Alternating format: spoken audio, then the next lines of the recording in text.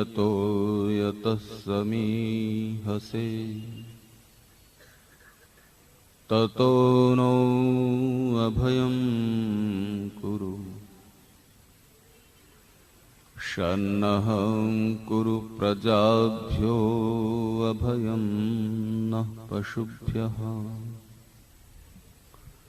ॐ इमां ऐन्द्रस्तुतिं जुषस्व प्रसुमामिव उत प्रवर्धयामतिम्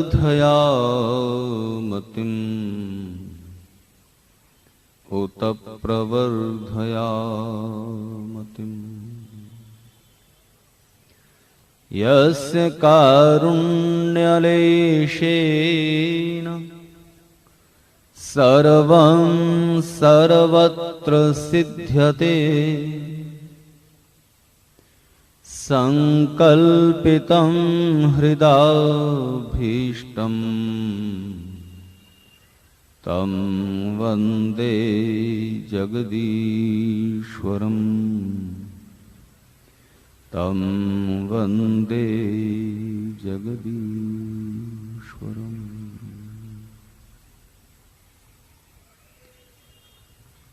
इस पूरे संसार में सब पशु पक्षियों से श्रेष्ठ मनुष्य का जीवन माना जाता है। उसके कुछ आधार हैं, कुछ कारण हैं। हमारे शरीर में बाहर से दिखने वाले जो अंग हैं, हाथ, पैर, कान, नाक, आंख वगैरह, इनमें दो अंग, दो पार्ट्स ऐसे हैं जो परमेश्वर ने दूसरे पशु पक्षियों की बजाय मनुष्यों को ज्यादा बेहतर, ज्यादा अच्छे दिए हैं। और बल्कि कहा जाए कि दूसरे पशु पक्षियों के पास हैं ही नहीं, कुछ अंशों में हैं, बहुत थोड़े, बाकी हैं ही नहीं। तो जरा सोचिए, हमारे शरीर में बाहर से दिखने वाले जो अंग हैं, हाथ, पैर, आंख, नाक, कान वगैरह, इनमें से कौन से दो अंग हैं जो दूसरे पशु पक्षियों से ज्यादा अच्छे हैं, या उनके पास नहीं है, हमारे पास ही हैं? सोचकर बताएं। बाहर से दिखने वाले अंग में बुद्धि नहीं है। हाथ, तो हाथ भले दो हैं पर ये एक ही अंग है, एक जैसा ही अंग है, तो एक तो ये हो गया हाथ। तो हाथ जो हैं, ऐसे हाथ इतने सुंदर, बारीक और बड़े बड़े काम कर सकने लायक हाथ दूसरे किसी पशु पक्षी प्राणी के पास नहीं है, सिर्फ मनुष्य के पास है। चाहो तो सुई में धागा पिरो लो, चाहो तो एक बड़ा मकान बना लो, चाहो तो एक सुंदर तस्वीर रच लो। और हमारी बहन जी बता रही हैं कि चाहो तो एक थप्पड़ मार दो, घुसा मार दो। ये सब लात से भी किया जा सकता है। गधे की दुलत्ती कोई सहके तो बताए। हाथ का जो मुख्य उद्देश्य है वो ताड़ना करना नहीं है, कर्म है, सुकर्म है। इसीलिए कहा है कि हाथ की शोभा सुंदर कंगन पहन लेने से नहीं होती,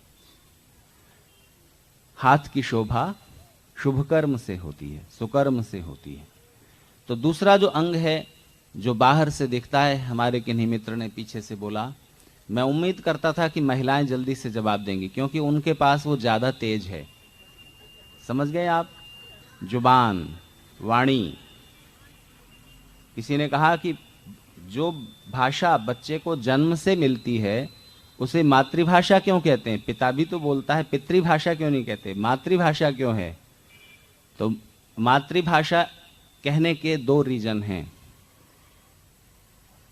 एक तो यह है जो बताया जाता है कि बेचारे पिता को बोलने का मौका ही कब दिया जाता है, तो वो घर में महिलाएं बोलती रहती हैं तो बच्चा माँ की ही बात सुनता है। जबकि असली बात यह है कि बच्चा जब गर्भ में होता है तो गर्भ के 5वें महीने से ही वो माँ की आवाज सुनने और पहचानने लगता है। जन्म के बाद रोता है, रोने के बाद जब माँ पहली थपकी देकर उसे प्यार से कोई आवाज देती है तो उसे आश्वासन मिल जाता है, मैं वहीं उसी सुरक्षित प्रेमपूर्ण स्थान में हूं जहां अब तक था। इसीलिए ऋषियों ने कहा कि मां की आवाज तो गर्भ में ही सुन ली बच्चे ने, लेकिन जैसे ही जन्मे, जन्म के साथ ही पहली आवाज जो उसके कान में पड़े वो किसकी होनी चाहिए? या तो उस बच्चे के पिता या दादा या जो भी कोई घर के नजदीकी रिश्तेदार हैं उस बच्चे के, उनकी आवाज उसके कान में पड़े। और कौन सा शब्द सबसे पहले उसके कान में जाए? ईश्वर के नाम का। तो जैसे ही बच्चा जन्म ले, जातकर्म संस्कार तुरंत हो जाना चाहिए। नर्स हाथ में लेती है और न जाने क्या बोल देती है। कोई तो मौजूद रहे और कान में कहे, पहली ध्वनि पड़नी चाहिए, क्योंकि ये बड़े गहरे, बड़ी डीप साइकोलॉजी है, बड़ा गहरा मनोविज्ञान है कि बच्चे के जन्म के साथ ही उसको जो पहला इंप्रेशन मिलना चाहिए, पहला संस्कार जो आवाज से जाएगा, अभी बच्चे ने देखना शुरू नहीं किया। कुछ सप्ताह बाद बच्चा देखना शुरू करता है और तब भी उसको रंग नहीं दिखाई देते, आकृतियां और रेखाएं दिखती हैं। उसके बाद उसे रंग, कलर्स दिखने शुरू होते हैं। देखना बाद में शुरू होता है, सुनना पहले शुरू हो गया। इसलिए पहली जो आवाज पहुंचनी चाहिए वो उस बच्चे के पिता की, मां की तो पहले ही पहुंच गई। और पहला जो शब्द पढ़ना चाहिए वो ईश्वर के नाम का। उसके साथ एक चीज और है, ईश्वर का मुख्य नाम बोलें ओम, जिसके लिए अभी प्रभाकर जी गीत गा रहे थे, सुख से जीवन जिया करो, ओम सुधारस पिया करो। तो वहां पर बच्चे के जन्म के साथ ही एक और वाक्य कहा जाता है, और वो बच्चे के पिता के द्वारा वो पूरा वाक्य है ओम वेदोसी। इस वाक्य में एक प्रार्थना है, एक संकल्प है, एक वायदा है परमेश्वर के साथ और उस बच्चे के साथ जिसे आपने पृथ्वी पर बुलाया है, जो आपके माध्यम से माता पिता के द्वारा इस पृथ्वी पर आया है, इस मनुष्य शरीर में अवतरित हुआ है। उसके साथ और ईश्वर के साथ, क्योंकि वो ईश्वर की कृपा से आया है, वो ईश्वर का उपहार है। तो उस बच्चे के साथ, भले ही वो अभी नहीं जानता, लेकिन ईश्वर की साक्षी में उस बच्चे के साथ और ईश्वर के साथ एक वायदा देना होता है बच्चे के माता पिता को, और वो इस वाक्य में छिपा हुआ है ओम वेदोसी। वो वायदा क्या है इसकी बात मैं आगे करूंगा। अभी पहले ये बात साफ हो जाए कि आपके पास एक चीज है हाथ, बाहर से दिखने वाले अंगों में, और दूसरा अंग है वाणी, बोलने की शक्ति, पावर ऑफ स्पीच, जो दूसरे पशु पक्षियों के पास नहीं है। आवाजें दूसरे जानवर भी निकालते हैं, कुत्ता भौंकता है, घोड़ा हिनहिनाता है, शेर दहाड़ता है, हाथी चिंघाड़ता है। आवाजें वो भी निकाल सकते हैं, लेकिन अपने विचारों को, अपनी भावनाओं को दूसरों तक पहुंचाने के लिए जो पूरी भाषा है, जो पूरी लैंग्वेज है, वो दूसरे पशु पक्षियों के पास नहीं है। आप अपने मुंह से कितनी आवाज निकाल सकते हैं? आप अपने मुख से ज्यादा 63 तरह की आवाज निकाल सकते हैं। 63 क, ख, ग, घ, ङ, 5 हो गई। च, छ, ज, झ, य। इस तरह से जितने स्वर और व्यंजन हैं वो सब मिलाकर अधिकतम ज्यादा से ज्यादा 63 तरह की आवाजें आप अपनी जीभ को, दांत, तालू, होंठ वगैरह अलग अलग जगहों से टच करके, छुआकर 63 तरह की आवाजें निकाल सकते हैं। लेकिन उन 63 ही आवाजों को मिलाकर कितनी लैंग्वेज हैं दुनिया में? हिंदी, मराठी, गुजराती, तमिल, तेलुगु, 14 संविधान स्वीकृत भाषाएं तो भारत में हैं, और सारी बोलियां उपबोलियां मिलाओ तो कितनी? अरे गुजराती ही 4-5 तरह की है, मैंने सुना। काठियावाड़ की अलग है, कच्छ की अलग है, सौराष्ट्र की अलग है। मराठी देखने जाओ तो मराठी 3-4 तरह की हो जाती है। अखबार में जो गुजराती छपती है वो एक तरह की, साहित्यिक गुजराती, अखबार और किताबों की। लेकिन अलग अलग गांवों में जाओ तो बोलियां अलग अलग डिफरेंट हो जाती हैं कि नहीं? तो इस तरह से मिलाया जाए तो हजारों भाषाएं मनुष्य ने तैयार की हैं, पर मूल रूप में भाषा भी और बोलने की शक्ति भी भगवान का उपहार है मनुष्य को। ये हाथ सुंदर, डिवाइन, और दूसरे बोलने की शक्ति।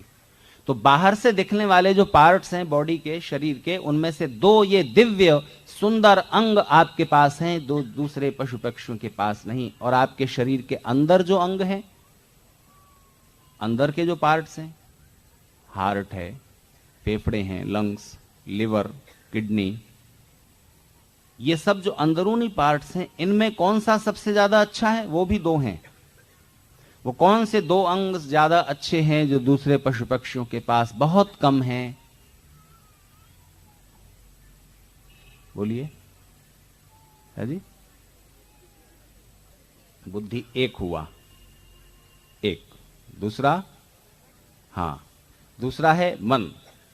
हमारे कल्याण जी भाई बेलानी की बेटी और डॉक्टर पटेल जी की पुत्रवधू, उन्होंने बताया दूसरा है मन। ये दोनों ही आपके माइंड का या ब्रेन का पार्ट हैं, लेकिन इनके दो डिवीजन हैं। बुद्धि वो है जिससे आप चीजें याद करते हैं, समझते हैं, और मन वो है जहां पर आपकी भावनाएं हैं, जहां पर आपकी इच्छाएं हैं। इमोशंस, सेंटिमेंट्स और इंस्टिंक्ट्स जहां पर हैं, वो मन है। पशुओं के पास इतना विकसित मन भी नहीं है, इतनी सूक्ष्म भावनाएं उनके पास नहीं हैं, इतनी बड़ी विस्तृत और सूक्ष्म संवेदनाएं उनके पास नहीं हैं, और इतनी विकसित बुद्धि उनके पास नहीं है। और सच्ची बात तो यह है कि अगर आपके हाथों के साथ, हाथ से जो आप काम करते हैं उसके साथ बुद्धि ना जुड़े, तो आपका काम उतनी सरलता से, सफलता से, सुंदरता से और बड़े स्तर पर नहीं हो सकता। इसलिए परमेश्वर ने जीवन में सफलता पाने के लिए, सुख पाने के लिए जो बेसिक एसेट्स हैं, जो मूलभूत संपत्तियां हैं, वो सबको लगभग लगभग बराबर दी हैं, करीब करीब एक जैसी। उनमें से पहला है, जो पहली दौलत है, पहला जो एसेट है, जो संपदा है, दौलत है, वो है बताइए, पहली संपत्ति, पहली दौलत, सबसे पहली दौलत जो सबको करीब करीब बराबर है, उसका नाम है समय, टाइम, वक्त। सबको बराबर मिला है 24 घंटे का।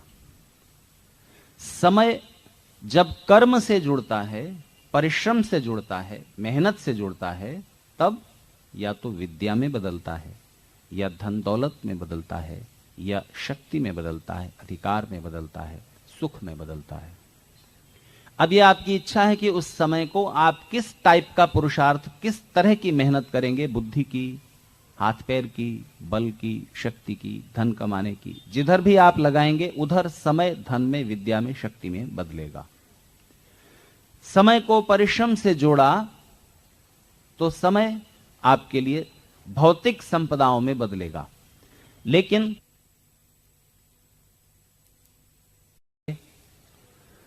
अंड वंड कुछ भी बोलेंगे, लेकिन जब वाणी के साथ समझ जुड़ती है, सद्भावना जुड़ती है, अच्छी भावना जुड़ती है, प्रेम जुड़ती है, तब जो वाणी निकलती है वो प्रभावशाली होती है।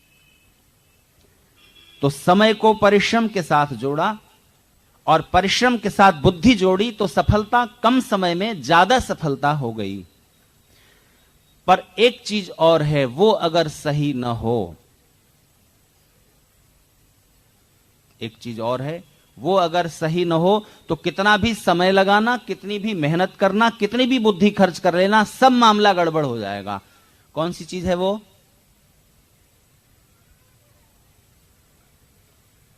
सोच पा रहे हैं? कितना भी टाइम लगाना, कितनी भी मेहनत करना, कितनी भी अकल खर्च कर लेना, अगर वो एक चौथी चीज गड़बड़ हो गई, वो गलत रही, तो सब कुछ गलत हो जाएगा। है जी? क्या बोले? कर्म नहीं, कर्म तो परिश्रम हो ही गया।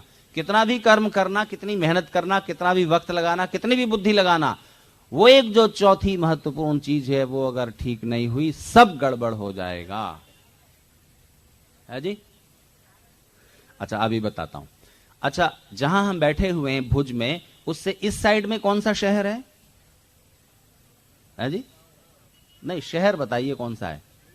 गांधीधाम इधर है, गांधीधाम इधर है, और इधर क्या है? है जी? नखत्राणा। तो लीजिए, बस बात आसान हो गई समझाने के लिए। है जी? हाँ, बहुत ठीक। आप यहां से चले कार से और जाना था आपको गांधीधाम, कार चलाने में समय भी लगा, बुद्धि भी लगी, परिश्रम भी लगा, मेहनत हुई, लेकिन दिशा हो गई इधर उल्टी तो कहां पहुंचेंगे? जहां पहुंचना था वहां नहीं पहुंचेंगे। तो इसी तरह जीवन में समय को परिश्रम से जोड़ो, परिश्रम के साथ बुद्धि जोड़ो, और बुद्धि के साथ ठीक मनोवृत्ति जोड़ो, और उसके साथ जीवन का जो सही लक्ष्य है, सही दिशा है, उसका चुनाव ठीक करके जीवन के छोटे काम हो या बड़े काम हो, उसके साथ कर दीजिए, और सफलता भी मिल जाएगी और सुफलता भी मिल जाएगी। तो अब आगे चलें। मनुष्य के पास 4 चीजें श्रेष्ठ पता चली। कौन कौन सी? हाथ, बोलने की शक्ति, बुद्धि और मन की भावनाएं। इन चारों का जो ठीक उपयोग कर लेता है, उसने मनुष्य होना सार्थक कर दिया। तो जैसा कि मैंने आपसे कहा कि इन चारों में सबसे महत्वपूर्ण जो है हमारी बौद्धिक शक्ति जो है, बुद्धि और मन है, वो है। तो अच्छा, एक बात बताइए, पुरुष और स्त्री में कौन श्रेष्ठ है? पुरुष या स्त्री? कोई स्त्री बोली? पुरुष या स्त्री में कौन श्रेष्ठ? अच्छा, एक पुरुष ने कहा है और समझदारी से कहा है कि आप ज्यादा हैं, इसलिए आप आज ज्यादा बैठी हुई हैं। उन्होंने कहा दोनों ही श्रेष्ठ हैं। मुझसे अमेरिका में एक सज्जन ने सवाल किया और मुझे सवाल याद रह गया। उन्होंने कहा, बताइए आपकी भारतीय संस्कृति में पुरुष का स्थान बड़ा है या स्त्री का? पुरुष श्रेष्ठ है या स्त्री? तो मैंने उनसे कहा कि सवाल ही गलत है। क्यों? इसलिए कि अच्छा, ये पेन श्रेष्ठ है या माइक? बताओ। बस सवाल ही गलत है, क्योंकि जब भाषण देना हो तो माइक की जरूरत है, लिखना हो तो पेन की जरूरत है। दोनों की तुलना नहीं कर सकते आप। अब आप ये तो पूछ सकते हो कि ये वाला पेन ज्यादा अच्छा है कि ये वाला पेन। दोनों पेन हैं, दोनों का एक ही उपयोग है, एक ही गुणधर्म स्वभाव है। तब तो आप ये सवाल खड़ा कर सकते हो कि इनमें से कौन श्रेष्ठ है। पर माइक और पेन की क्या तुलना? कार और ट्रैक्टर में कौन श्रेष्ठ है? मोटरसाइकिल और टेलीविजन में कौन श्रेष्ठ है? सवाल ही गलत है। आप ये तो पूछ सकते हो कि होंडा मोटरसाइकिल या बजाज, इनमें से कौन सी श्रेष्ठ है, ये पूछ सकते हो। तो स्त्री और पुरुष दोनों के अलग अलग क्षेत्र हैं, अलग अलग शरीर रचना है, इसलिए दोनों की आपस में तुलना करना गलत है। तो उस अमेरिकन ने, जो भारतीय ही थे लेकिन अमेरिका के सिटीजन हो गए, उन्होंने मुझसे फिर अगला सवाल किया। चलिए अच्छा, ये सवाल तो आपने बड़ी सफाई से, बड़ी चतुराई से टाल दिया। मुझसे यूं बोले, लेकिन अब साफ साफ बताओ, पति और पत्नी में कौन श्रेष्ठ है? पति और पत्नी में कौन श्रेष्ठ है, ये बताओ। तो चलिए पहले आपसे पूछ लूं। है जी? जी नहीं, जवाब गलत है। अब आप पहले वाले सवाल से तुलना करके कि जैसे स्त्री और पुरुष दोनों अपनी अपनी जगह श्रेष्ठ हैं, ऐसे ही पति और पत्नी भी अपनी अपनी जगह श्रेष्ठ हैं, ऐसे आप बहकाना चाहते हैं। नहीं, ये बात नहीं है, जवाब गलत है। जी? ठीक ठीक बताइए ईमानदारी से, पति को आप अपने से श्रेष्ठ मानती हो कि नहीं? मानते हैं ना? और जब पतियों से पूछ लूं, आप लोग पत्नी को श्रेष्ठ मानते हो कि नहीं? भाई ज्येष्ठ तो आप होंगे, ज्येष्ठ हो सकते हो, बड़े हो सकते हो, उम्र में बड़े हो गए, पत्नी से 2-4 साल बड़े हो गए, लंबाई में बड़े हो गए 2-4 इंच, शरीर के बल में आप ज्यादा हो गए, बुद्धि में पत्नी बड़ी है कि पति, स्त्री ज्यादा है कि पुरुष? अभी बताता हूं। इस सवाल का जवाब अभी दूंगा कि स्त्रियां ज्यादा अक्लमंद हैं या पुरुष, लेकिन अभी तो यह सवाल अपनी जगह मौजूद है कि पति और पत्नी में कौन श्रेष्ठ है। अभी जवाब नहीं हुआ है। उनका पूछना था कि अकॉर्डिंग टू इंडियन कल्चर, मैंने उसे सुधार के कहा अकॉर्डिंग टू वैदिक कल्चर, वैदिक संस्कृति के अनुसार स्त्री, पति और पत्नी में कौन श्रेष्ठ है। अगर तुम ये जानना चाहते हो तो इसका जवाब सुनकर हैरान रह जाओगे और तुम्हारा मस्तक नम्रता से, श्रद्धा से झुक जाएगा उस संस्कृति के पुरोधाओं के सामने। जो जवाब उनका है।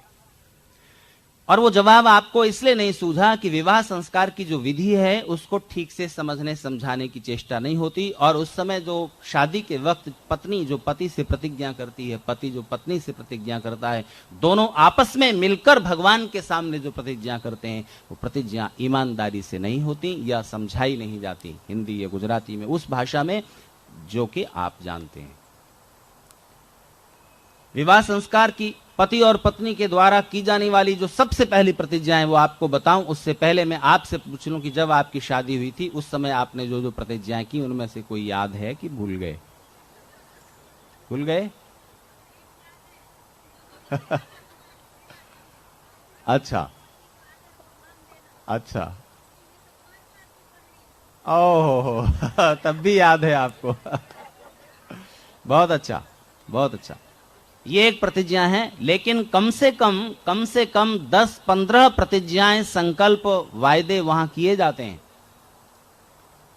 पर देखिए, पति और पत्नी जो पहली प्रदक्षिणा करते हैं, आप पति और पत्नी दोनों सम्मिलित हैं और वहां उनके माता पिता, आचार्य, बड़े लोग उनको संबोधित करते हैं। आप सब यहाँ पर भी बैठे नहीं, हम दोनों ने एक दूसरे को मन की पूरी प्रसन्नता से, पूरे होशो हवास से, एक दूसरे के गुण कर्म स्वभाव को जान समझ कर एक दूसरे को जीवन साथी के रूप में चुना है। और हम आप सबके सामने ये प्रतिज्ञा करते हैं कि अब हम दोनों के मन, जीवन इस तरह एक होंगे जैसे दो नदियों का पानी, दो गिलासों का पानी एक जगह मिला दिया जाए तो फिर उसको किसी भी तरह अलग अलग नहीं किया जा सकता। आप पानी को अलग अलग बांट सकते हो। हाइड्रोजन ऑक्सीजन से मिलकर पानी बना है, हाइड्रोजन ऑक्सीजन के कण अलग अलग किए जा सकते हैं बहुत हाई टेम्परेचर पर। लेकिन आप दो गिलासों का पानी, इस गिलास में एक पानी है, इस गिलास में पानी है, और उसको एक जगह मिला दिया, उसके बाद उन पानी को अलग अलग नहीं किया जा सकता कि ये वाला पानी इस गिलास का है, ये वाला पानी इस गिलास का है। तो फिर मैं आपसे पूछता हूं, जब पति और पत्नी के मन, उनकी ईगो, कल शाम को मैं कहता था, उनके अहंकार, उनके जीवन, उनके सुख, उनके दुख, उनके कर्तव्य एक हो गए, तो जब दोनों मिलकर एक ही हो गए हैं, तब फिर यह सवाल कहां उठता है कि पति श्रेष्ठ है कि पत्नी श्रेष्ठ है? क्योंकि यह तो तब पता लगेगा ना कि जब आप उन गिलासे को, पानी को अलग अलग कर पाओ, तब आप नाप सकोगे कि इस गिलास में पानी ज्यादा है कि इस गिलास में पानी ज्यादा है। जब दोनों गिलास का पानी एक जगह मिला दिया है, वो एक ही हो गया है, दो हैं ही नहीं, तो तुलना क्या कर रहे हो? नाप क्या रहे हो कि कौन श्रेष्ठ है? जिन पति पत्नी में ऐसी तुलना चलती रहती है कि ये मेरा, ये तेरा, ये मैंने किया, ये तुम करो, वो अभी पति पत्नी हुए ही नहीं है। पूरे यूरोप, अमेरिका, कनाडा में, उन विकसित देशों में अभी हालत यह है कि उनकी ईगो, उनके अहंकार, उनके मन एक हो ही नहीं पाते। दोनों के बैंक बैलेंस अलग हैं। इतना मैंने कमाया, ये मैंने, टेलीफोन का बिल मैंने भरा, बिजली का तुम भरो, खाना मैंने बनाया, बर्तन तुम साफ करो, वैक्यूम क्लीनर मैंने कर दिया, कार तुम देखना, रात में बर्फ हटानी है। काम बांट लिए। जिनमें ये बंटवारा है काम का, संपदा का, सुख का, उनके सुख दुख एक कैसे होंगे, कब होंगे? उनके अहंकारों में हमेशा टकराव होता रहेगा, उनकी ईगोज हमेशा क्लैश करती रहेंगी। और फिर ऐसी अवस्था में प्रेम की सृष्टि कैसे होगी जब तक दो मन, दो प्राण एक न हो जाएं? तो बात समझ में आ गई ना? अब अगला सवाल, स्त्रियों में अक्ल ज्यादा है कि पुरुषों में? जरा मुझे थोड़ा पानी लाने का इंतजाम कर दीजिए। हाँ जी, तो पानी तो उधर से आएगा, उधर मत देखिए, मेरी ओर देखिए। स्त्रियों में बुद्धि ज्यादा है कि पुरुषों में?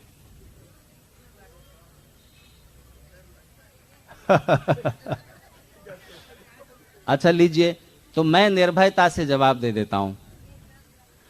बुद्धि स्त्रियों में पुरुषों से ज्यादा हो सकती है। बुरा मत मानिए, मैंने अभी हो सकती है कहा है।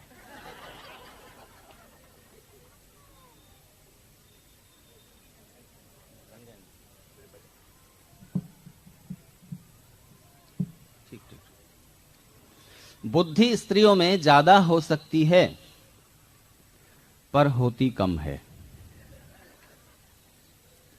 अच्छा देखिए, पहले सुन लीजिए एक बात, फिर अपनी बात आगे करूं। चिंपैंजी का बच्चा जब जन्म लेता है, चिंपैंजी देखा है आपने? आदमी जैसा ही बंदर, बंदर और आदमी के बीच का समझो, वो दो पैरों पर खड़ा हो जाता है, हाथ भी हैं उसके, लेकिन छोटी छोटी उंगलियां हैं, नाखून बड़े, शरीर पर बहुत बड़े बड़े बाल, ताकत इतनी उसके शरीर में कि स्टील की रॉड को पकड़ के ऐसे मरोड़ दे। हम में आप में नहीं है। बुद्धि कम, लेकिन आकार प्रकार में लगभग इंसान जैसा। फर्क कहां पर है? चिंपैंजी का बच्चा जब पैदा होता है और इंसान का बच्चा जब पैदा होता है, दोनों के सिर छोटे छोटे बराबर रह होते हैं। उम्र बढ़ती है, 2 साल की उम्र तक सिर के अंदर जो दिमाग है, जहां बुद्धि रहती है, दिमाग का, ब्रेन का साइज भी दोनों का एक जैसा होता है, चिंपैंजी का भी और इंसान के बच्चे का भी। 2 साल की उम्र के बाद प्राकृतिक व्यवस्था से, ईश्वर की व्यवस्था कह लो, उससे क्या होता है कि 2 साल की उम्र के बाद चिंपैंजी के बच्चे का सिर तो बढ़ने लगता है, पर दिमाग का साइज बढ़ना रुक जाता है,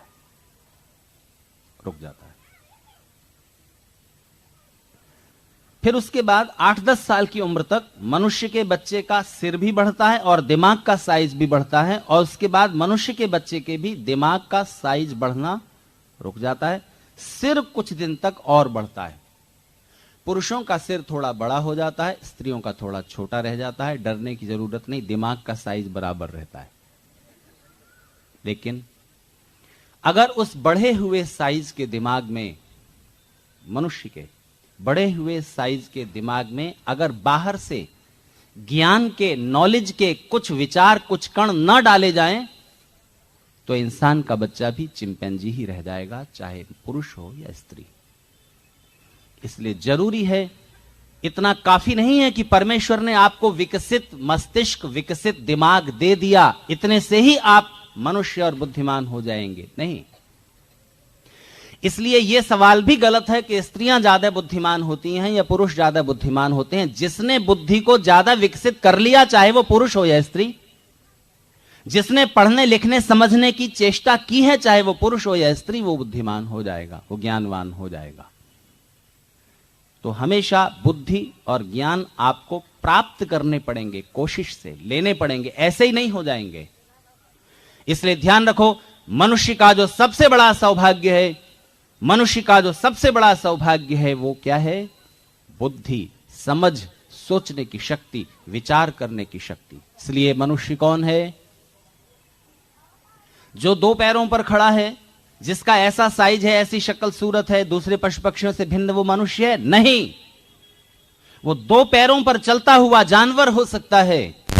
मनुष्य सिर्फ तभी होगा जब वो कुछ बातों को अपने जीवन में उतार ले। पहली बात, आचार्य यास्क मनुष्य शब्द की परिभाषा करते हैं। मनुष्य कौन है? मनुष्य अकस्मात। मनुष्य को मनुष्य क्यों कहते हैं? इसलिए कहते हैं क्योंकि मत्वा कर्माणि सीव्यति, जो अपने सब कामों को करने से पहले यह सोचता है कि इस काम को करने का फल मेरे लिए और मेरे आसपास के लोगों के लिए सुख देने वाला होगा या नहीं। यह काम गलत तो नहीं है, इससे दूसरों को तकलीफ तो नहीं पहुंचेगी। उचित अनुचित का, सही गलत का विचार करके जो अपने कामों को करता है, वो मनुष्य है। ऐसे ही मनुष्य नहीं हो जाता कोई, मनुष्यता की शर्त है।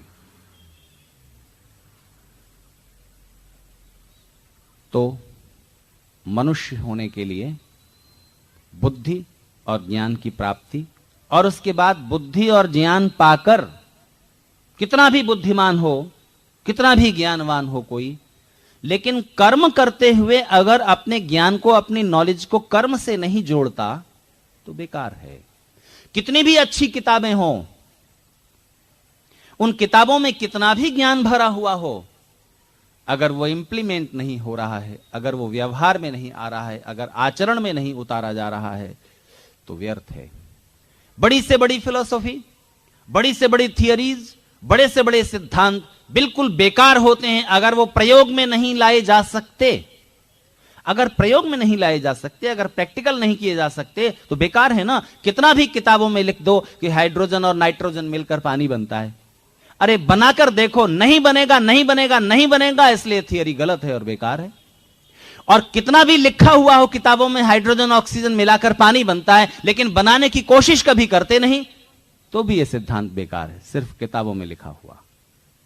इसलिए आर्य समाज के लोगों, तुम्हारे सिद्धांत बड़े ऊंचे हैं, तुम्हारे सिद्धांत बड़े पवित्र हैं, तुम्हारे आदर्श बड़े महान हैं, लेकिन अगर हमारे जीवन में वो नहीं उतरते, हमारे जीवन से दुनिया को पता नहीं चलता कि हां ये एक इंसान है, हम सबसे कुछ डिफरेंट, कुछ अलग, कुछ विशिष्ट, तो फिर आर्य होने का अर्थ क्या निकला?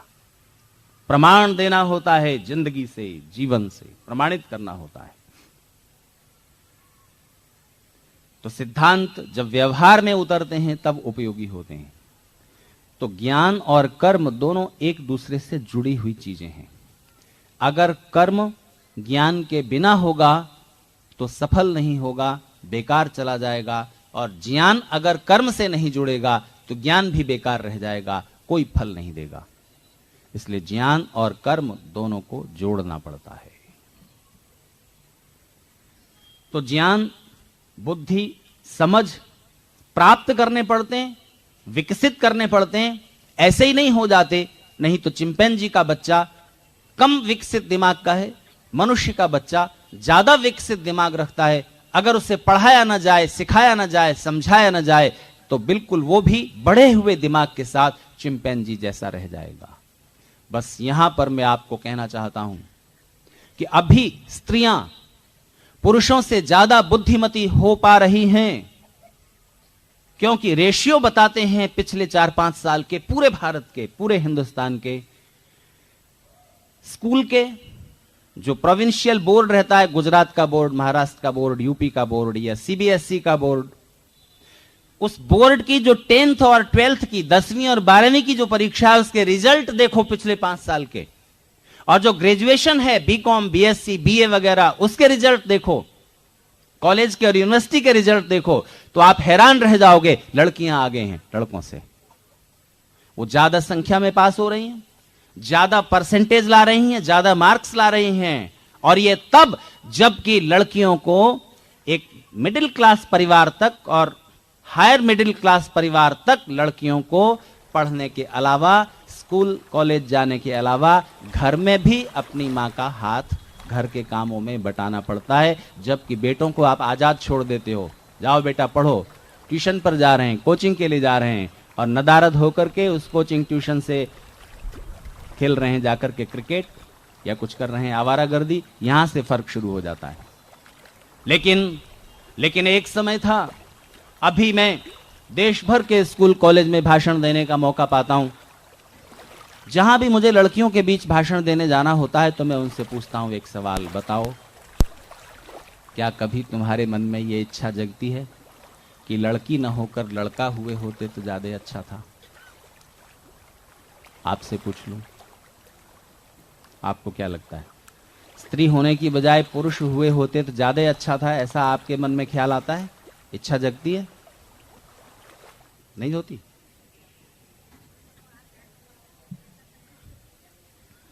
मुझे तो स्त्री होने की इच्छा होती है कभी कभी। कब होती है? जब मैं दौड़कर बंबई में लोकल ट्रेन में घुसना चाहता हूं और सबसे पहले लेडीज डिब्बा आ जाता है। अब नहीं चढ़ सकते उसमें, तब तक ट्रेन चल जाती है। सारे डब्बों में भीड़ है, स्त्रियों के डब्बे में अभी जगह है लेकिन घुस नहीं सकते। स्त्रियों के लिए विशेष अधिकार, विशेष सुरक्षा, विशेष प्रयत्न। और जब मैं देखता हूं पुरुषों के लिए 2, 4, 6, 10, 20 ही डिजाइन है, कपड़ों के, गहनों के और चीजों के, और स्त्रियों के लिए हजारों हजारों हजारों। आपको पता है दुनिया की जितनी इंडस्ट्रीज हैं, जितनी फैक्ट्री और कारखाने हैं, उसका 40% सिर्फ स्त्रियों के आभूषण और श्रृंगार के सामान बनाने के लिए लगे हुए हैं। सोचिए कितना बड़ा दर्जा दिया हुआ है पुरुषों ने आपको। पर वो लड़कियां, स्कूल कॉलेज में पढ़ने वाली लड़कियां, यहां पर भी मैंने बच्चियों से पूछा सवाल, जो स्वामी नारायण मत का एक स्कूल है, इसमें शायद 1000 रुपए प्रति वर्ष, बहुत थोड़ी फीस पर बच्चों के लिए बहुत अच्छा इंतजाम है, लड़कियों के लिए, केवल लड़कियों के लिए। तो वहां भी मैं भाषण देने गया, मैंने पूछा बताओ लड़की होने की बजाय लड़का हुए होते तो ज्यादा अच्छा था, ऐसा लगता है? तो पहले तो संकोच करती हैं लड़कियां, फिर चूंकि लड़कियां ही लड़कियां हैं, एक ने हाथ उठाए बता हाँ लड़का हुए होते तो ज्यादा अच्छा था। भले ही अभी पढ़ने लिखने के अवसर हैं, फिर भी अभी बहुत सी वर्जनाएं हैं, बहुत सारे ऐसी चीजें हैं, क्षेत्र हैं जिनके बारे में लड़कियों को अभी हिचक होती है और वो महसूस करती हैं कि लड़की होने के बजाय हम लड़का हुए होते तो अच्छा था। पर मैं आपसे कहता हूं अभी तो स्त्रियां कहने लगी हैं कि नहीं, हमें अपने स्त्री होने पर अभिमान है और सचमुच स्त्री होकर के हमें ईश्वर ने कुछ विशेष सौभाग्य दिए हैं। पर अब से 100 साल पहले आप हिंदुस्तान में पैदा हुई होती तो आपने अपनी जिंदगी में एक बार नहीं 1000 बार ये चाहा होता कि स्त्री होने से तो अच्छा था, न हुए होते, जन्म ही न हुआ होता। ये दुर्भाग्य की कथा हिंदुस्तान में हिंदुस्तान के लोगों ने खुद लिखी थी। नहीं अधिकार था आपको शिक्षा पाने का,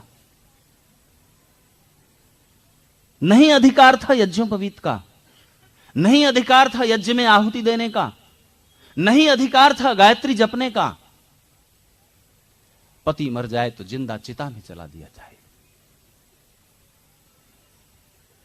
स्त्री मर जाए, पत्नी मर जाए तो पति दोबारा शादी कर सकता है, और पति मर जाए तो स्त्री जीवन भर उस दुर्भाग्य को ढोएगी। क्यों?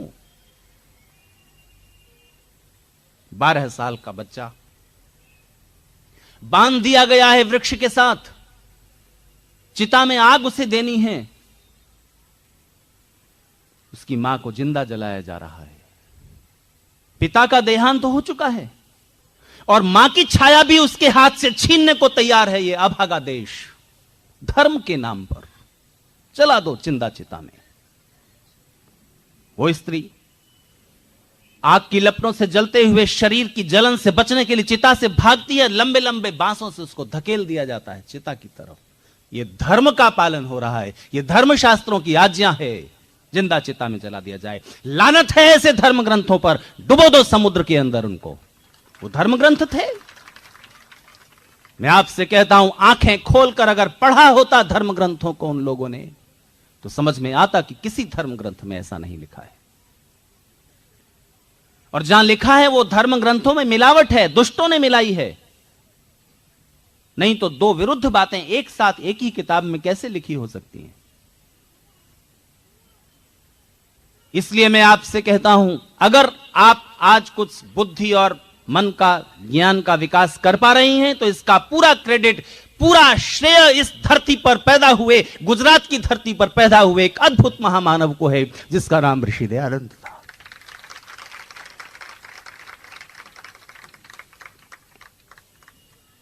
अफसोस की बात यह है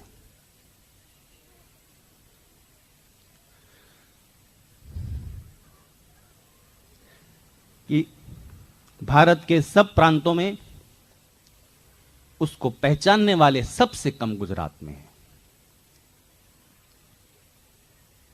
हां, मैं ये कहूंगा कि उस ऋषि ने गुजरात में जन्म लिया पर वो गुजराती नहीं था।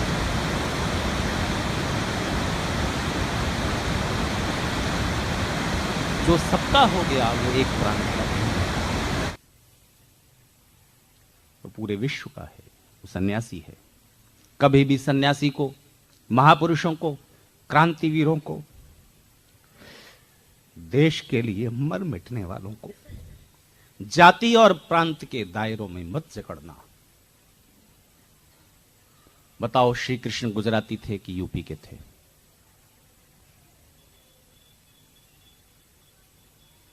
भगवान श्री कृष्ण उत्तर प्रदेश के थे कि गुजरात के थे? कौन सा प्रांत उन पर अपना दावा करेगा? वो पूरी मानवता के थे।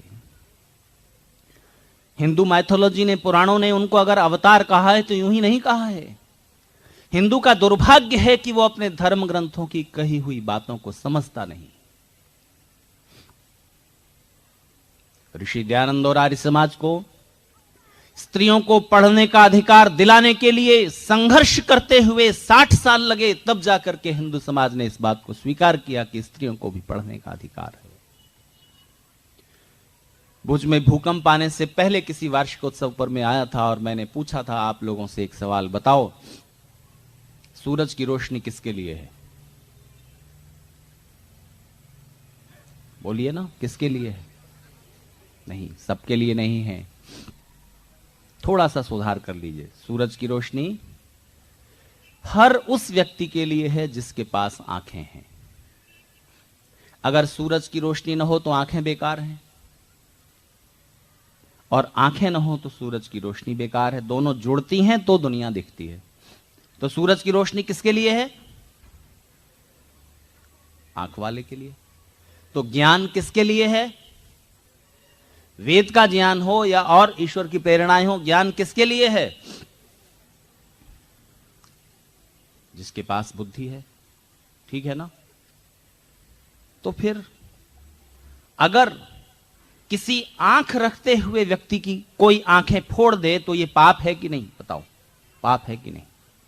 अगर किसी के पास आंखें हैं और उस आंख वाले इंसान को पकड़ करके कोई अंधेरे कमरे में बंद कर दे और सूरज की रोशनी में ना आने दे, सूरज की रोशनी में ना निकलने दे, तो यह पाप है कि नहीं?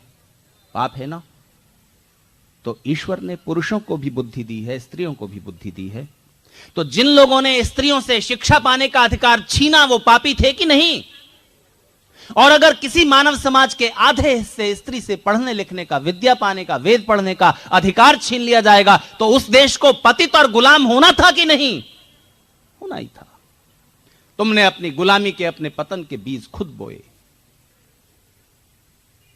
इसलिए हर एक उस व्यक्ति को जिसके पास बुद्धि है, वेद पढ़ने का, वेद ज्ञान पाने का, वेद समझने का, ईश्वर की आज्ञाओं को जानने का, शिक्षा पाने का अधिकार है।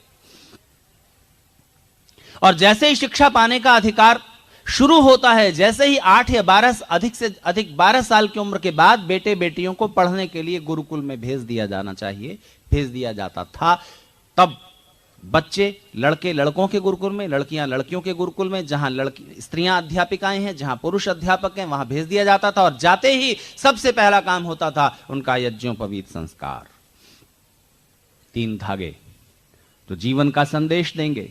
पहला काम मनुष्य होने के लिए पहला काम यह करना होता है कि हमारी पिछली पीढ़ी तक, पिछली जनरेशन तक, हमारे माता पिता की जनरेशन तक जो भी नॉलेज, जो भी ज्ञान विज्ञान चल करके आया है, उसका एक हिस्सा हम जरूर सीखेंगे। यह संकल्प। दूसरा धागा यज्ञोपवीत का बताता है कि जितना ज्ञान हमने सीख लिया अपने पूर्वजों से, जितना पाया, उसमें कुछ नया जोड़ेंगे, कुछ अपनी नई रिसर्च करके कुछ नया जोड़ेंगे। और अगर जोड़ नहीं सकते, कुछ नई रिसर्च नहीं कर सकते, तो उतना ज्ञान बनाए रखेंगे। और तीसरा काम ये करेंगे कि उस ज्ञान को, अच्छी बातों को, अच्छी परंपराओं को, अच्छे संस्कारों को हमारे बाद वाली जो पीढ़ी होगी उसको सौंप जाएंगे। अपने बाद वाली पीढ़ी को अपने से अच्छा बनाएंगे। ये संकल्प, इसके बिना कोई मनुष्य हो सकता है? बताओ। ये 3 काम करने ही पड़ेंगे, नहीं तो चिंपैंजी रह जाएगा। अपने से पिछली जनरेशन तक में से जो भी ज्ञान है उसमें से कुछ सीखो, उसे कुछ बढ़ाओ और अगली पीढ़ी तक सौंप दो, तभी तो मनुष्यता का विकास आगे चलता है। तो ये तो लड़कियां भी करेंगी ना। जिस परिवार की मुख्य महिला, घर की जो केंद्रीभूत स्त्री है, अगर वो अशिक्षित होगी, मूर्ख होगी, तो उसकी संतान में कौन से संस्कार जाएंगे? इसीलिए बर्नार्ड शॉ ने कहा था, अगर एक बच्चे को आप शिक्षित करते हो, एक लड़के को शिक्षित करते हो, तो सिर्फ एक व्यक्ति को शिक्षित करते हो। अगर आप एक लड़की को शिक्षा और विद्या से और अच्छे संस्कारों से संपन्न कर देते हो तो पूरे एक परिवार का सुधार करते हो। और इस सुधार की प्रक्रिया को रोक दिया हिंदुस्तान के लोगों ने। आर्य समाज ने पूरे 60-70 साल तक संघर्ष किया है, तब आपको विद्या पाने का अवसर मिला है। आप भले ऋषि दयानंद और आर्य समाज का नाम जानती हो, लेकिन ऋण है आपके ऊपर। बताओ, इस देश में सबसे पहला लड़कियों का स्कूल किसने खोला?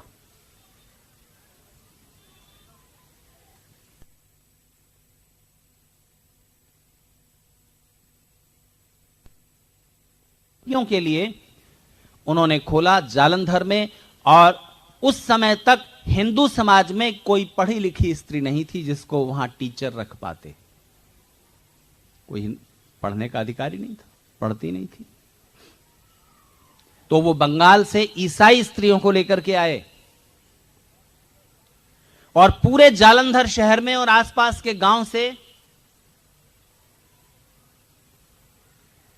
आसपास के गांव से कितने लोग राजी हुए अपनी लड़कियों को पढ़ाने के लिए?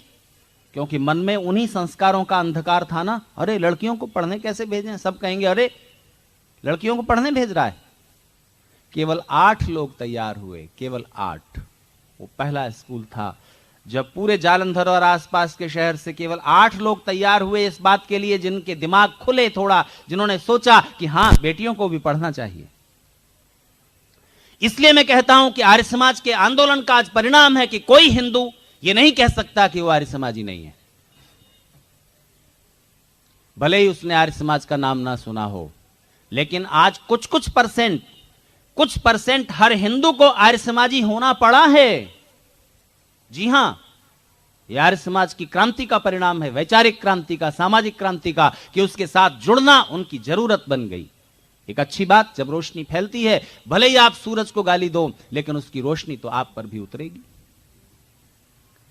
आगरा शहर में नया आर्य समाज बना जयपुर हाउस कॉलोनी में।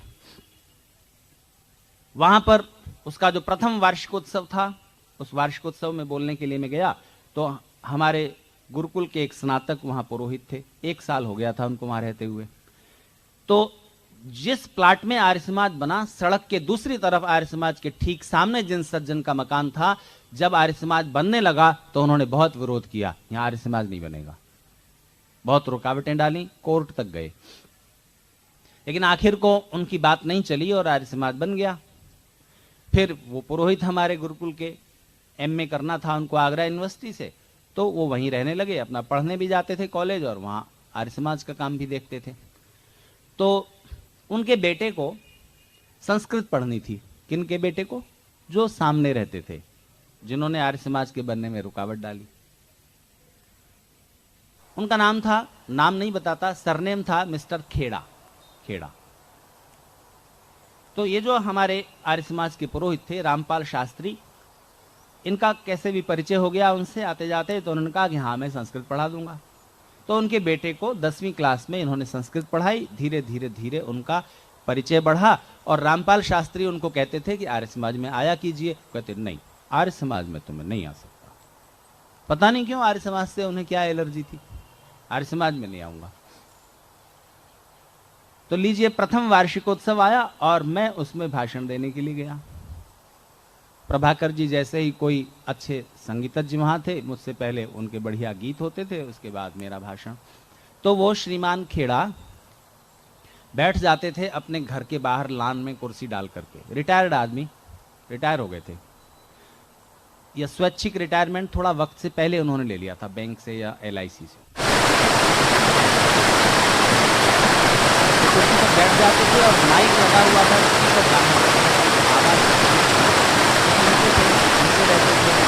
एक दिन रामपाल शास्त्री बाहर सड़क पर निकल गए। उन्होंने कहा कि आप यहाँ कौन आए? उनका हमारे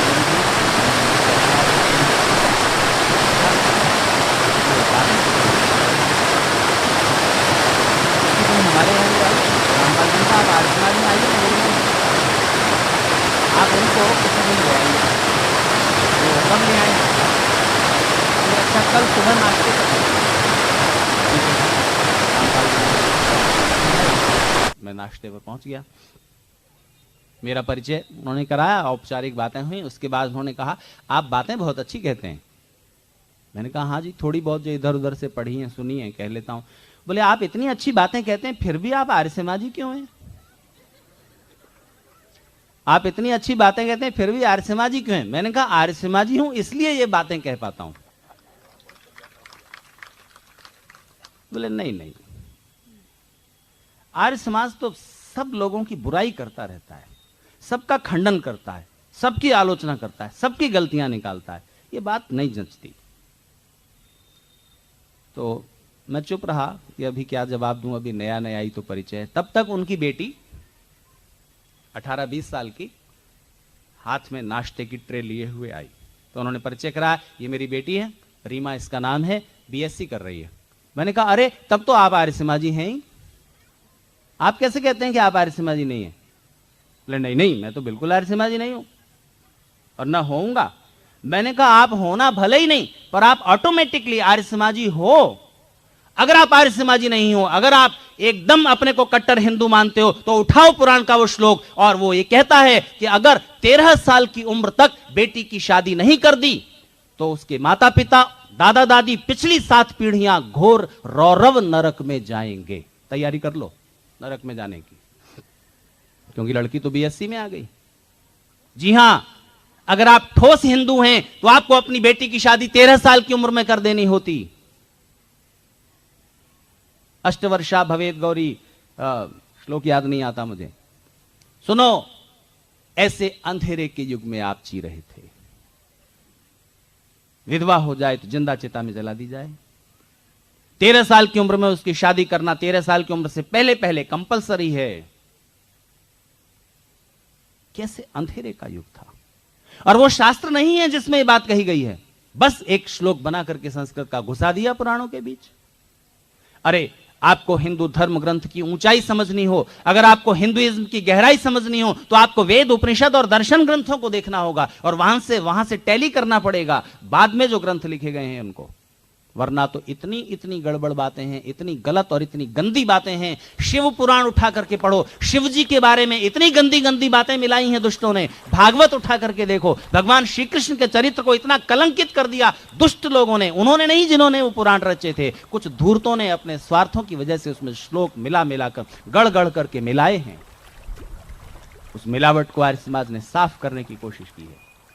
हिंदू समाज के सामाजिक अंधेरे को छांटने में आर्य समाज को 1 शताब्दी लग गई। भले आप आर्य समाज को उसका क्रेडिट दो न दो, भले आप आर्य समाज में आओ ना आओ, मैं दावे से कहता हूं कि अगर आज एक हिंदू खुले आकाश में सांस ले रहा है, अगर एक खुले अच्छे समाज में वो जी पा रहा है, तो इसका श्रेय आर्य समाज को है। और वो कुछ % आर्य समाजी है ही। नहीं तो शादियां कर दो 13 साल में लड़कियों को, चिता में जलाना शुरू करो पत्नी को। अगर पति मर जाए, करो स्त्रियों को जिंदा चिता में जलाना शुरू, तब तो तुम हिंदू कहलाओगे। इसलिए कुछ अंशों में अभी आप हिंदू हैं। आर्य समाज कोई आसमान से उतरी हुई चीज नहीं है। जितने आर्य समाजी हैं वो भी सब बेसिकली तो हिंदू ही हैं। अरे कोई पटेल अगर आर्य समाजी है तो कड़वा पटेल है तो कड़वों में शादी करेगा, मीठा पटेल है तो मीठों में करेगा। मतलब मेरा लेवा पटेल या जो भी आपके हैं तो जाति के आधार पर आप हिंदू ही, सामाजिक तौर पर तो आप हिंदू ही हैं। केवल विचार खुल गए हैं, ज्ञान की रोशनी जिनको मिल गई है वो आर्य समाज में है। तो एक आर्य समाजी और हिंदू में क्या अंतर होता है? बस आर्य समाजी किसी परंपरा के पीछे छिपे हुए रहस्य को समझेगा, और अगर वो गलत है तो उसका विरोध करेगा कि ये परंपरा हानि पहुंचा रही है, ये चीज ठीक नहीं है। और अगर ठीक है तो उसका मीनिंग क्या है वो समझने और समझाने की कोशिश करेगा। इसलिए मैंने कल आपसे पूछा था, बताओ शादी के बाद सिंदूर क्यों भरती हो? कोई हिंदू जवाब नहीं दे सकता। बताओ शादी में अग्नि के चारों ओर क्यों घूमते हो? कोई हिंदू उत्तर नहीं देगा। आपको उत्तर ढूंढना होगा तो आपको ऋषि दयानंद की शरण में आना पड़ेगा।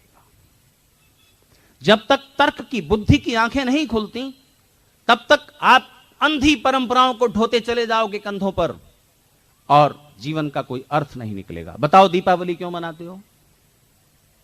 होली क्यों मनाते हो? वक्त रहा तो शाम के समय मैं इन पर चर्चा करूंगा, नहीं तो अगले वार्षिकोत्सव में फिर कभी देखा जाएगा। अभी मैं आपसे कहने ये बैठा था कि स्त्रियों के पास बुद्धि अधिक है पर इस्तेमाल कम करती हैं। अगर करती होती, अगर बुद्धि का ठीक इस्तेमाल करती होती तो अभी तक सारी परंपराएं सुधर गई होती, क्योंकि परंपराओं को जिंदा रखने में स्त्रियों का रोल अधिक है। अच्छा आपसे पूछ लूं एक मीठी बात, जब दूल्हा दरवाजे पर आता है बारात के साथ तो सास नाक दबा के उसको यूं क्यों टेढ़ा कर देती है? क्या बोलते हैं उसको? पोंखना क्या बोलते हैं? क्यों? देखो मनुष्य होने की शर्त क्या है? जो सोचे, जो समझे, जो बुद्धि का इस्तेमाल करे, और नहीं करे तो मनुष्य का है बात का। तो जो लोग भी किसी भी बात को बिना सोचे समझे, उसका हानि लाभ सोचे समझे बिना कर रहे हैं वो कौन है? और जो सोच समझ कर रहे हैं वो आर्य समाजी हैं, चाहे वो आर्य समाज में ना आते हों। लेकिन ये जो ज्ञान का, बुद्धि का प्रकाश फैलाया है, इसका श्रेय ऋषि दयानंद को है इस युग में, 19वीं शताब्दी से। तो देखो अब इतनी सारी बातें कह दी, बज गए 12:30। एक कला का जो वायदा था वो तो पूरा हो गया। 2-4 मिनट और बची हुई बातें शाम के लिए या रात के लिए या कल के लिए छोड़ता हूं। अब इतना सब कह के मैं स्वीकार कर लेता हूं कि स्त्रियां श्रेष्ठ हैं पुरुषों से।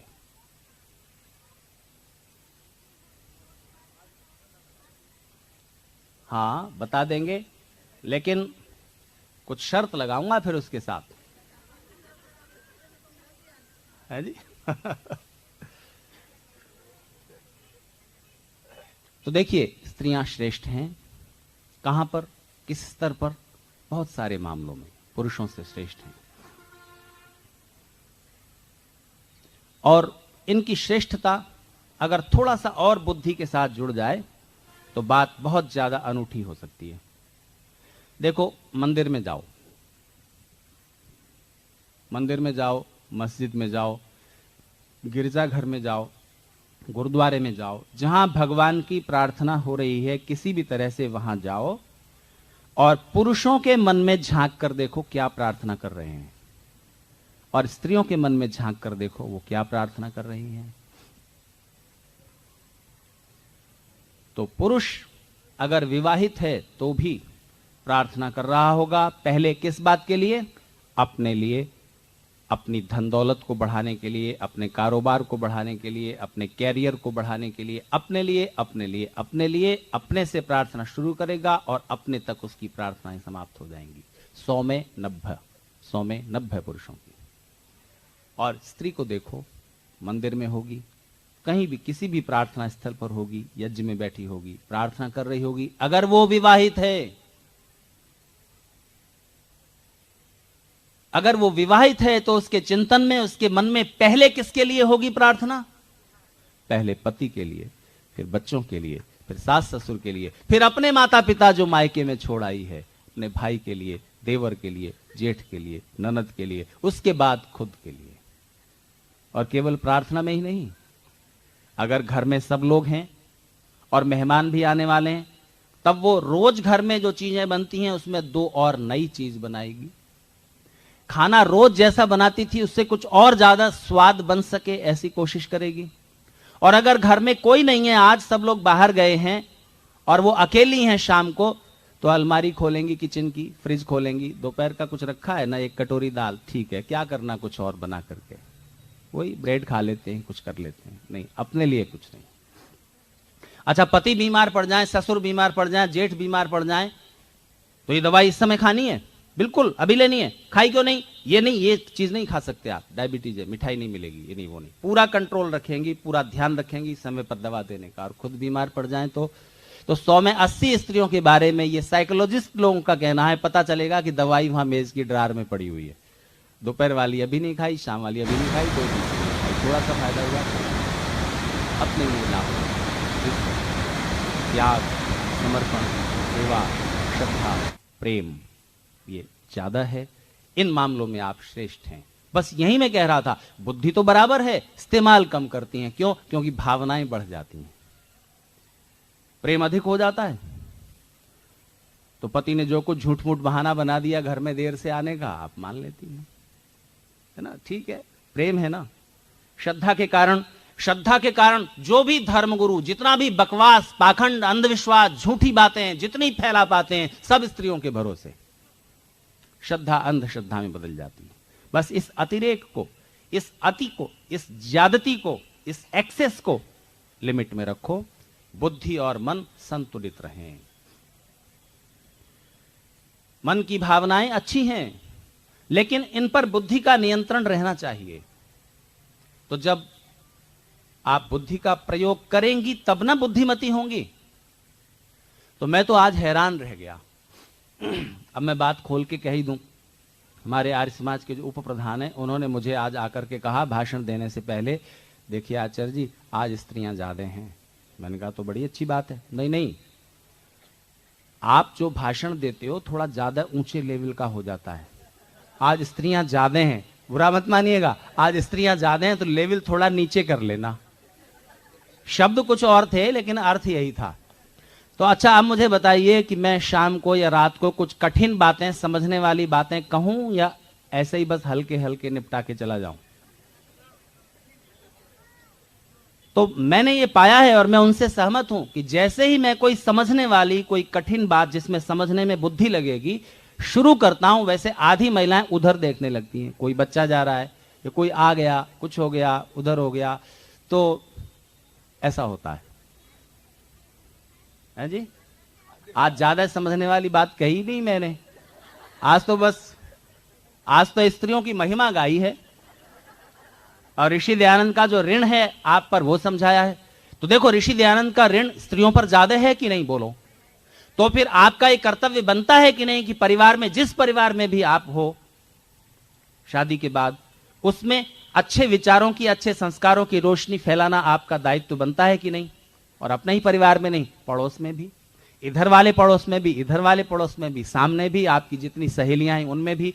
तो फिर शाम को अकेले मत आना। अच्छा, बस एक बात याद दिला दूं, जिस समय शादी हुई थी ना, उस समय आपने एक प्रतिज्ञा तो मैंने आपको बता दी, दूसरी और याद दिला दूं। पति ने पत्नी का हाथ पकड़ा और हाथ पकड़ते हुए कहा, दुनिया की सबसे अधिक सुंदरता को तुम में महसूस करूंगा, अपने मन के सारे प्रेम को तुम्हें अर्पित करूंगा और वायदा करता हूं जीवन के किसी भी सुख को तुमसे छिपाकर अकेले अकेले एंजॉय नहीं करूंगा। हर सुख में तुम मेरी बराबर की सहभागिनी होगी। और पत्नी ने क्या कहा, आपने मुझे सब सुखों में बराबर का हिस्सा दिया, बरोबर नहीं, बराबर, इक्वल, बराबर का हिस्सा दिया। मैं आपकी आभारी हूं। मैं आपको भरोसा देती हूं कि जीवन के सुख ही नहीं, अगर कोई दुख होंगे, तकलीफें होंगी, परेशानियां होंगी, संघर्ष होंगे, उनमें मैं बराबर आपके साथ होंगी, हमेशा आपके साथ होंगी। तो देखो, सुख बांटा जाए तो कई गुना बढ़ जाता है और दुख बांटा जाए तो आधे से भी कम रह जाता है ना। ये मनोविज्ञान है। तो फिर अगर यहां आकर, आर्य समाज में आकर कुछ आपको सुख मिलता है, कुछ अच्छी बात मिलती है, कुछ रोशनी मिलती है, तो बांटो ना। तो फिर पति को भी पकड़ करके ले आओ, पत्नी को साथ ले आओ, मित्रों को ले आओ, सहेलियों को ले आओ, सुख कई गुना हो जाएगा। ज्ञान जितना फैलाया जाता है, बुद्धि का विस्तार जितना किया जाता है, सद्विचार, सुविचार, अच्छे विचार जितनी मात्रा में दूर तक फैलाए जाते हैं, उतना ही संसार में सुख बढ़ता है। और जितने ही सुविचार सिमटते जाते हैं, उतना ही दुख दुर्भाग्य बढ़ता जाता है। तो ऋषि दयानंद के ऋण को, आर्य समाज के आंदोलन को, उस महिमा को आप समझें और उससे जितना अधिक से अधिक लोगों को जोड़ पाएं, उसको जोड़ने की कोशिश करें। इन्हीं शब्दों के साथ मैं अभी की बात समाप्त करता हूं और बची हुई बातें जो कुछ छूट गई हैं फिर आने वाले समय में पूरी करूंगा। धन्यवाद, इतनी देर तक आपने मेरी बातों को सुना। और हां, ये भी मैं पाता हूं कि जरूर गर्मी है, और वैसे तो जहां तक मुझे याद है आपका कार्यक्रम हमेशा दिसंबर के अंत या जनवरी में हुआ करता था। इस बार आप लोगों ने नवंबर में क्यों रखा मुझे नहीं मालूम, और पाया कि नवंबर में थोड़ा गर्मी रहती, जनवरी में नहीं होती। जनवरी मौसम एकदम अच्छा रहता है। तो इसका ऋण मेरे पर हो गया आप सबका कि इतनी गर्मी में भी आप शांति से बैठे रहते हैं, सुनते हैं बात, और उससे परेशान हुए बिना आप इन बातों को सुन रहे हैं। और वैसे अगर इस गर्मी का कुछ इंतजाम हो सके तो मैं आर्य समाज के अधिकारियों से निवेदन करूंगा, कुछ उपाय कीजिए ताकि आधा ध्यान वो गर्मी की ओर न जाए, मेरी बातों की ओर रहे। शायद आपका ध्यान इधर उधर जो चला जाता है समझने वाली बात आने पर, उसका कारण ये भी हो सकता है कि आपको गर्मी लग रही होती है। तो खैर, इसके बावजूद आप यहाँ उपस्थित हैं। कल यज्ञ की पूर्णाहुति में अगर जरूर सम्मिलित होइएगा, विचारों में भी सम्मिलित हों, और वो श्रद्धा वाला पार्ट है। भगवान से हम सब मिलकर अपनी उन्नति के लिए, अपने राष्ट्र और समाज की उन्नति के लिए, सुख सौभाग्य बढ़ाने के लिए, दुख दुर्भाग्य मिटाने के लिए प्रार्थनाएं करेंगे। और भी बहुत सारी प्रार्थनाएं, सच्चे मन से की गई प्रार्थनाएं परमेश्वर अवश्य सुनते हैं और पूरा करते हैं। इस विश्वास के साथ, श्रद्धा के साथ कल यज्ञ में भी